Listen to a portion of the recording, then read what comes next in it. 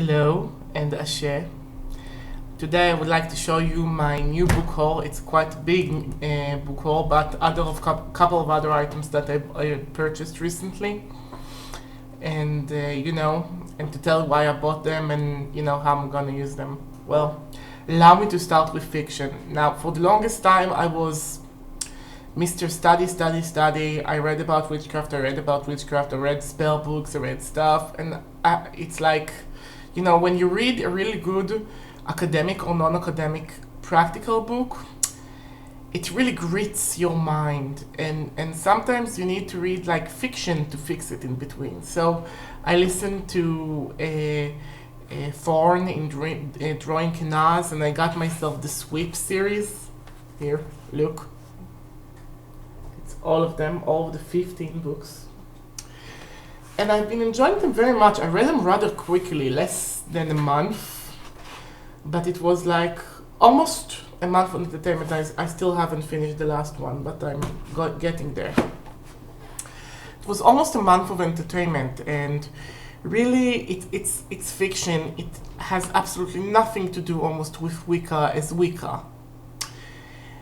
And I think it's a very interesting overview of Wicca, of what would have happened had it actually been an ancient religion. So, if you want something light and something nice for your brain, go check those out. You will enjoy them. On the other side of fiction, I got this. The Complete Fiction of H.P. Lovecraft. And yes, this is Cthulhu printed in silver on a dark blue thing. I think that H.P. Lovecraft really managed to put his paranoia into his literature, and I think he has an immense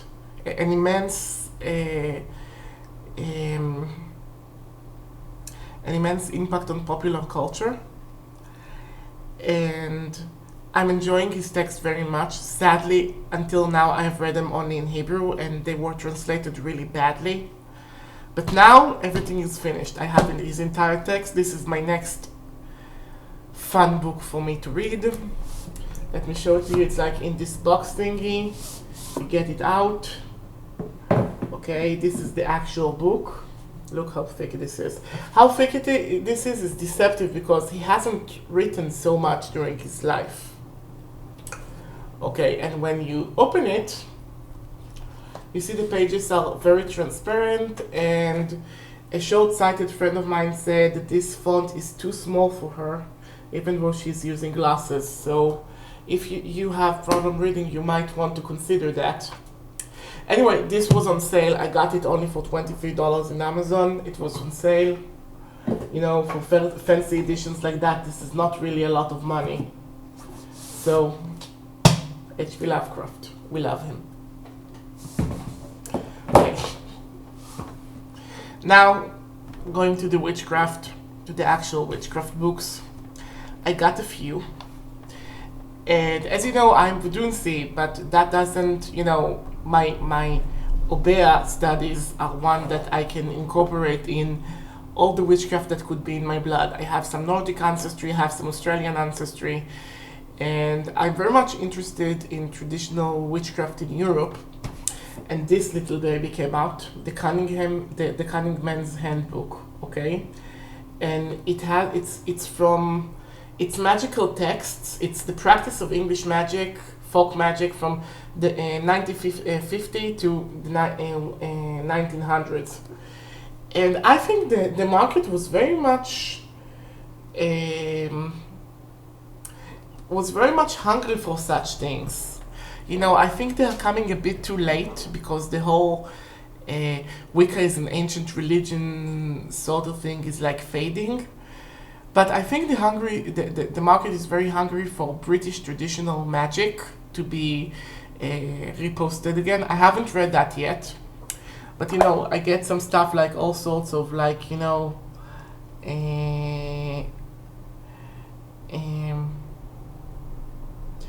for instance, let me read to you like a text here. I think it's a part of a dream book. Yes, it's a part of a dream book. Pork roast. To dream of roasted swine flesh signifies speedy profit. To eat flesh that one has dressed himself is good, especially beef or mutton, which signify lamentation and loss and anger. Swine flesh is good for all men, especially roasted, for it signifies speedy profit, etc. It has like, a dream book, and it has like astrology magic, and many other things. I saw this publicized in many places. I want to read this. I really want to read this and see if it has something new or if it's another Cornelius Agrippa. Another one of those Witchcraft Around the World is Trolldom, Spells and Methods of Norse Magic and Tradition. I actually waited for it to be, on Amazon because it was very expensive to buy this like on the original website. Trolldom is the folk magic of Sweden, Norway, Denmark. Has been practiced for over 500 years now after extensive research. Jonas Bjorn Gutterback, I'm sorry if I'm reading you wrong, presents his fascinating occult art of Norse Trolldom in an English-speaking audience. And again, I'm reading this and I'm taking what I need from this in respect for the original deities of that culture. And I'll also tell you how this one went. It looks promising though. Now, in actual publishings of, modernizing the traditional craft, this is one of the most important books written as of late, Letters from the Devil's Forest by Robin Artisan. And let me tell you something about Robin Artisan, if this is his true name, which it isn't. When I went and did my first degree in theater, I took a yearly course on opera in the 20th century, which was very fascinating. And the professor said, there is a thing about Bartok. We talked about Bluebeard's Castle, which is like a 20th century opera by Bartok. And she said he never really composed anything that wasn't perfect, unlike other composers that composed, like, some pieces were better and some pieces weren't so good. Well, Robin Artisan, in a way, for me, he has never written something bad. I loved everything that he has written. Besides this book, besides that last 700 pages book that I haven't read yet, because it's a whole and I haven't read everything in it yet.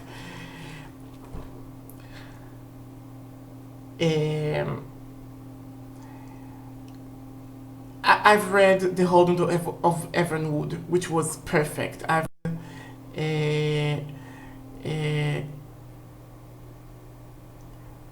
Rediscovering the Meadow. I've read Witch's Way of Hollow Hill. I've read, besides The Flaming Circle and this, I've read everything that he published, and he has written nothing that was bad.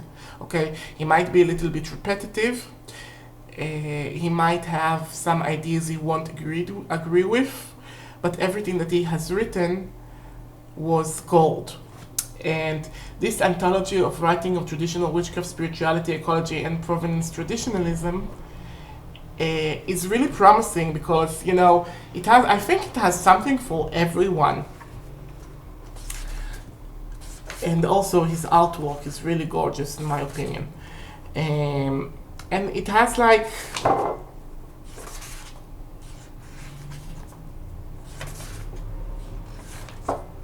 has like 9 parts, and really he has like, he doesn't discriminate between positive witchcraft and negative witchcraft, and I think this is one of the most important texts written about witchcraft, written about new witchcraft that could have been published lately. So that and the Laurie Cabot book, which I already said my likes and dislikes about.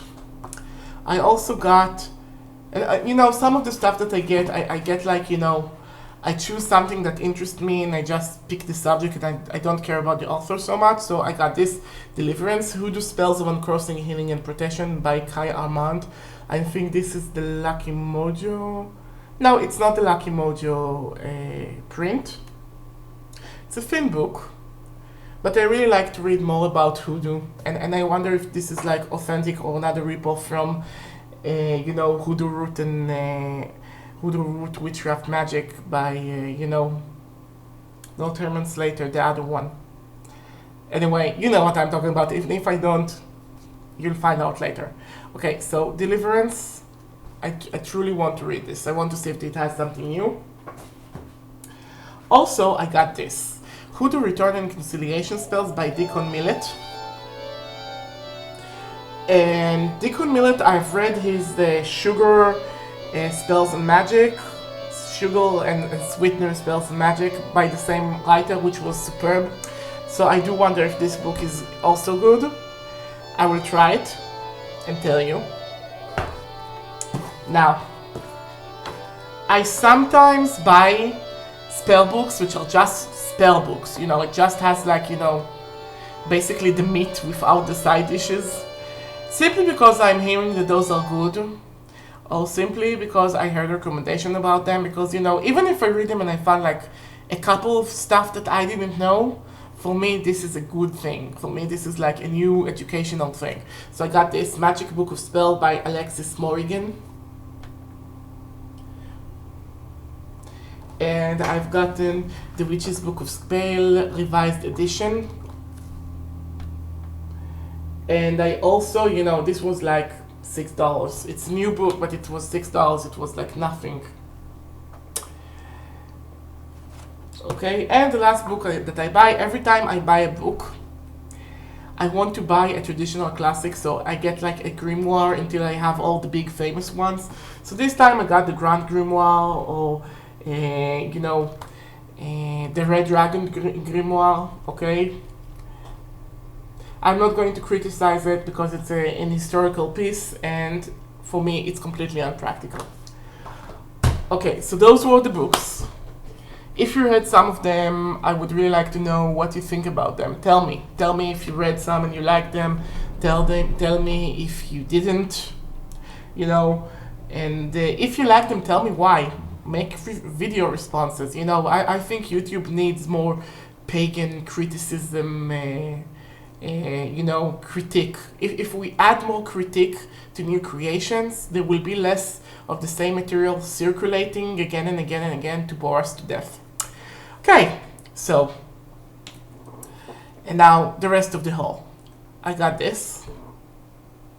Can you guess what this is? Tell me. If you can guess, you get a cookie. This is a sting of a stingray. Now, it's very jagged. I don't know if you can see it. Like a chainsaw, like a saw. And it's very long. Most of them are very, you know, this one belonged to a big boy or girl. And I use this, you know, like a needle when you walk a voodoo doll, okay? Or when you need to inscribe things, because this is a natural elongated weapon. This is basically the weapon of nature, and those are very powerful for protection. Those are also very powerful for dark work if you need it. And I never saw anyone using one of those, but I decided, but I got, you know, I decided this was the thing for me, because basically Hecate told me to go and do it. You know, it's like, I think it's a big excuse nowadays. Hecate came and told me to do it, so I love it very much. Now, last time I also showed you that I got, you know, Lori Cabot's Storax resin that I love immensely, and you should all try it, trust me. Once you go Storax, you never go back. But I also got from this shop this beautiful earthen ball with 3 legs. And, you know, it has like pentacles, pink pentacles, and I think it's a very Ostara-ish thing. It's in like Ostara colors.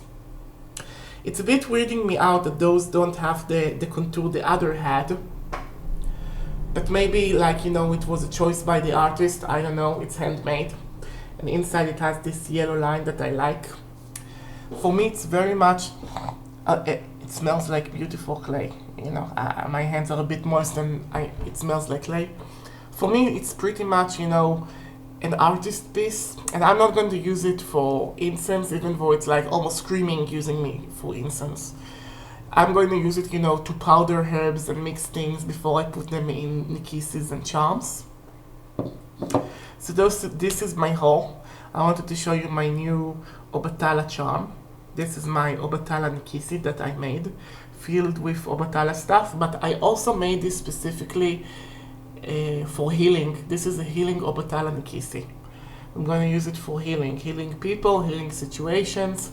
It also have like the secretive Reiki symbols. It has all the good stuff. So this is my haul. Tell me what you think of my purchases. Thank you. Goodbye and a share.